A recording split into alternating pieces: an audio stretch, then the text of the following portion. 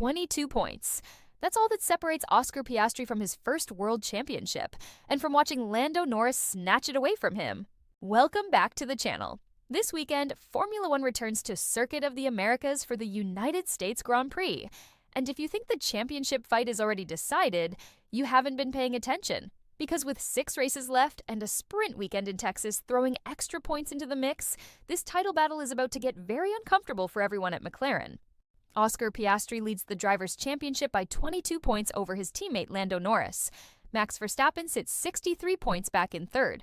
On paper, Piastri's in control. The Australian has been the model of consistency all season. 7 wins, only 1 major mistake in Baku, and the kind of ice-cold composure that makes you forget he's chasing his first title.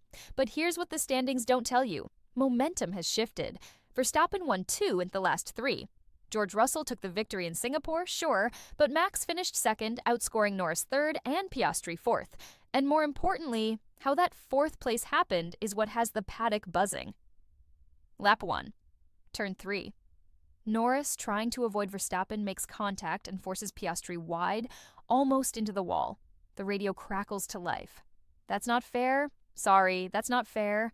If he has to avoid Max by crashing into his teammate, that's a pretty shit job of avoiding. Raw. Frustrated. And not the kind of thing you say when you're feeling confident in your team's support. Since Singapore, Piastri's lead has been cut from 25 points down to 22. And the tension inside McLaren, it's not simmering anymore. It's boiling.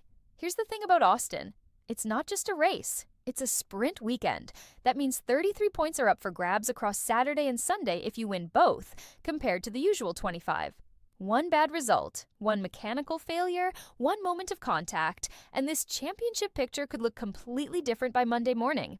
And McLaren, they've got a problem. Because the papaya rules, those internal racing guidelines meant to keep their drivers from taking each other out, are starting to feel less like a safety net and more like a straitjacket for Piastri. Let's rewind to some key moments this season. Monza. Norris loses second place because of a slow pit stop. Piastri moves ahead. McLaren orders him to give the position back. Hungary. Norris has a nightmare first lap, drops back. McLaren lets him change strategy mid-race, and he ends up beating Piastri despite starting 3 places behind. Now, you could argue those were team decisions in the heat of battle. You could say McLaren's trying to maximize points for the Constructors' Championship, which, by the way, they've already won. But if you're Oscar Piastri, sitting in the lead of the Drivers' Championship, watching your team make calls that consistently favor your teammate, that stings. And Singapore made it personal. Norris didn't just overtake him, he pushed him wide. And while team radio caught Piastri's frustration in the moment, what we didn't hear was the debrief afterwards. Did McLaren side with their championship leader, or did they remind Piastri that Norris is only 22 points back and closing? Because here's the uncomfortable truth. Lando Norris is faster at the circuit still to come. A recent data study analyzed past performances at the remaining 7 venues, and it's not pretty for Piastri. Over the last 2 seasons, Norris has averaged 13.3 points per race at these tracks. Piastri, just 6.6. In sprint races specifically, Norris averages 6.5 points. Piastri averages 3.8. Austin, Brazil, Qatar, all sprint weekends. All venues where Norris has the statistical edge. But it's not just about speed, it's about the psychology of this fight. Verstappen is 63 points back, but don't count him out just yet. If the McLarens take points off each other, if they collide, if they compromise each other's races fighting internally, Max is right there, waiting. And if there's one thing we know about Verstappen, it's that he doesn't need an invitation to steal a championship. He just needs an opening. Charles Leclerc is still mathematically in it, 163 points behind, but realistically, he's racing for pride now. George Russell, despite his Singapore win, is 99 points adrift. The championship is a 3-horse race, and 2 of those horses are wearing papaya. So what does Austin actually mean for the championship? If Piastri has a clean weekend, wins the sprint, wins the race, or at minimum finishes ahead of Norris, he extends his lead and starts to put real pressure on his teammate. With Qatar and Abu Dhabi still to come, a buffer of 30-plus points would force Norris into desperation mode.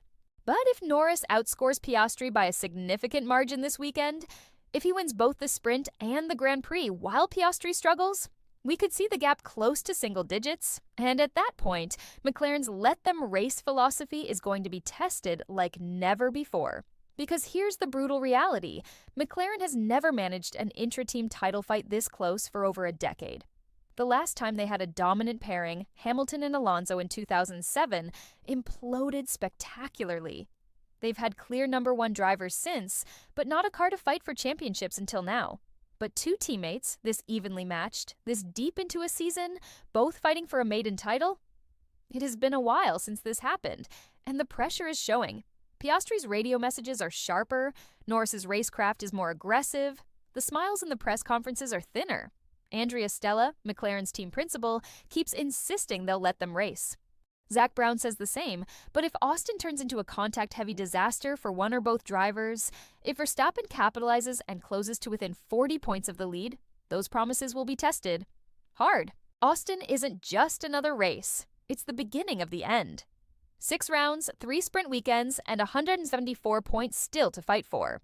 Oscar Piastri has the lead, Lando Norris has the momentum, Max Verstappen has the experience, and McLaren has a decision to make. Do they protect Piastri's championship, or do they let this fight play out and risk losing it to Red Bull?